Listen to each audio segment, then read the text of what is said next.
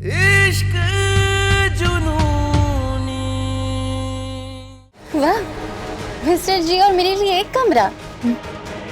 वैसे ये किस महान आत्मा का उच्च विचार है? जी जी जी जी का हमने साथ मांगा, एक मंगलसूत्र का कसम खा के कह रहे हैं, सच बोल रहे हैं। तभी मैं सोचूं कि भले आपकी फितरत बहुत घटिया हो सकती है, लेकिन आपका कैरेक्टर ढीला नहीं है।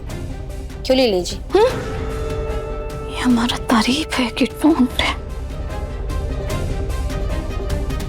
ऐसी दो कौड़ी की बात तो वही औरत कर सकती है जो खुद गिरी हुई हो,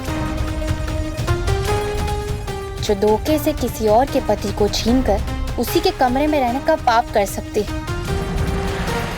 वो दुनिया की हर औरत को उसी की तरह बेगैरत समझती है। पर अफसोस, मैं और मिस्टर जी आपकी तरह तक घटिया नहीं है और चरित्रहीन नहीं। हम बिना शादी के कमरे में नहीं रहेंगे और एक ही छत के नीचे रहकर मर्यादा में रहेंगे। क्यों मिस्टर जी? नहीं, मतलब हाँ, हम एक कमरे में नहीं रहेंगे। सुन लिया, मिल गया चरित्र प्रमाण पत्र। वैसे मिस्टर जी, घर की कमान तो घर की मालकिन के हाथ में होनी चाहिए ना? बिल्कुल। लाओ घर की चाबियों का गुच्छा।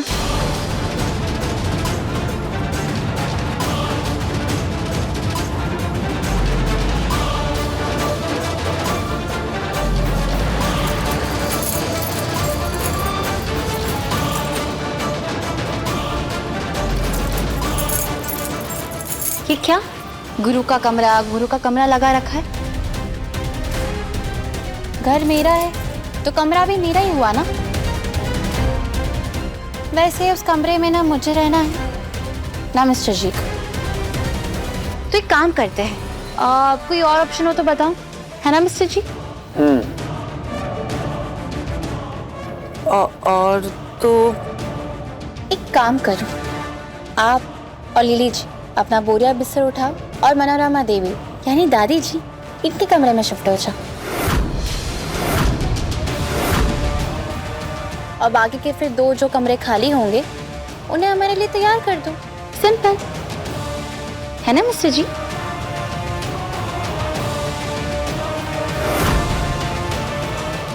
बस वो चाबियां मिल जाती तो।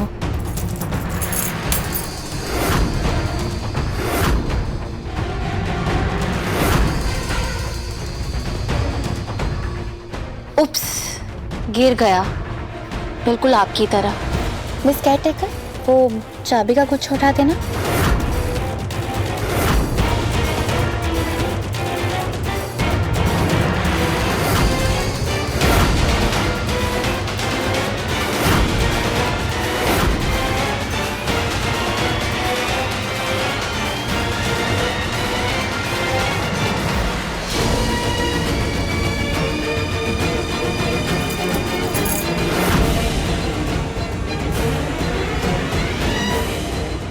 कुसुम माँ, आपके हर आंसू का हिसाब होगा। जितनी बार इन्होंने आपको झुकाया है उतनी ही बार इन्हें झुकने पे मैं मजबूर कर दूंगी।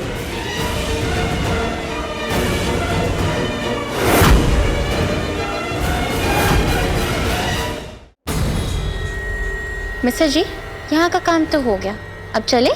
चलिए। अच्छा आप चलिए, मैं 2 मिनट में आती हूँ। ठीक।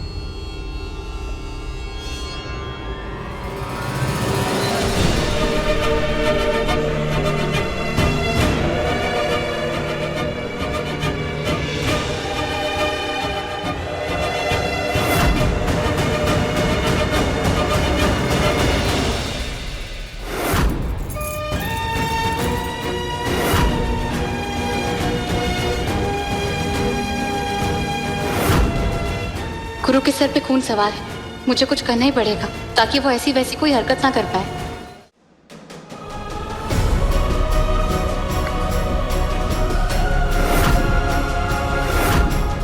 बुराई का चोगा पहन के भी अपनी अच्छाई नहीं छुपा पाए ना तुम।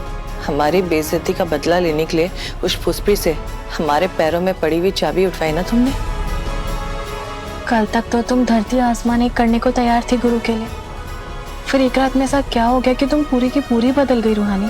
होना क्या था, मैं तो ऐसी ही थी। मैंने तो सिर्फ पुष्री मौसी को चाबी का गुच्छा उठाने के लिए कहा, लेकिन आप उस बात को अलग तरीके से देख रही। देखिए, मैं अपनों से बड़ों की इज्जत करती हूँ। और भाभी, कल मैं पूरी रात सोच समझ के ही आगे बढ़ी। मैंने गुरु का हाथ छोड़कर मिस्टर जी का हाथ थामा है। और इंसान तो मैं अभी वही हूं ना।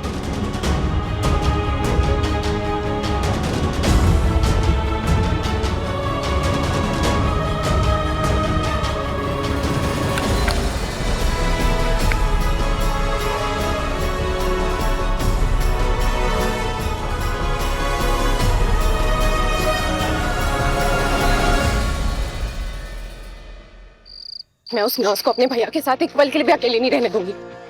What if वो मेरे भैया को पूरी तरीके से अपने वश में कर ले? नो नो नो, ऐसा नहीं हो सकता, ना मेरा पत्ता कट हो जाएगा। तेजस्वी, इतनी रात गए से सामान लेके बाहर कहाँ जा रही हो तुम? छोड़ो, सुबह भी बिना बताए चली गई, हमने कुछ नहीं कहा, और अब ऐसे रात को। पापा मम्मी से पूछा तुमने? मुझे कुछ बताया नहीं। चल क्या रहा है ये कोई तरीका नहीं है तेजू।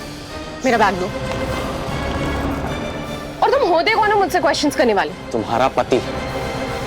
शादी की है मैंने तुमसे। हाँ तो शादी की है, खरीद नहीं लिया है मुझे। और वैसे भी मुझे अपनी मर्जी से आने जाने की पूरी आजादी है और अधिकार भी। बीवी हूं तुम्हारी, नौकर नहीं हूं, समझे? अब दो मेरा बैग। अच्छा, तो लगे हाथ ये भी समझा दीजिए कि इतनी रात को अगर आप बाहर जाएंगी और आपको कुछ हो गया तो उसका जिम्मेदार कौन होगा? कौन है इस वक्त आपके घर वाले? आपके अपने, आपके घर वाले कौन है इस वक्त? हम हैं। जो मेरे नाम का सिंदूर और मेरे नाम का ये जो मंगलसूत्र पहनती हो ना तुम, मेरा नाम जुड़ा है इससे, मेरे घर वालों का सम्मान जुड़ा है इससे। आजादी और आवारागर्दी में फर्क होता है तेजस्वी साहब। जब तक तुम मुझे ये नहीं बताओगी ना कि तुम कहाँ जा रही हो, मैं ये बैग नहीं दूंगा तुम्हें। Oh really?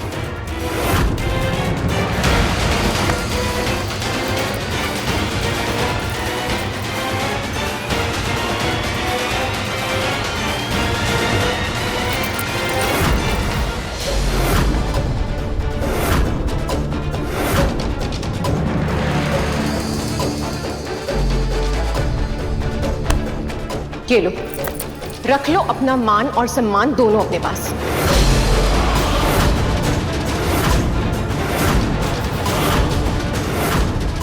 वैसे तुम्हारी बहन ने कौन सी इज्जत रखी है अपने सिंदूर और मंगलसूत्र की?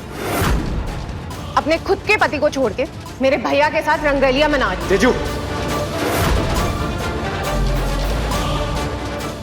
इनफैक्ट वो मेरे भैया से शादी करने के लिए भी तैयार है।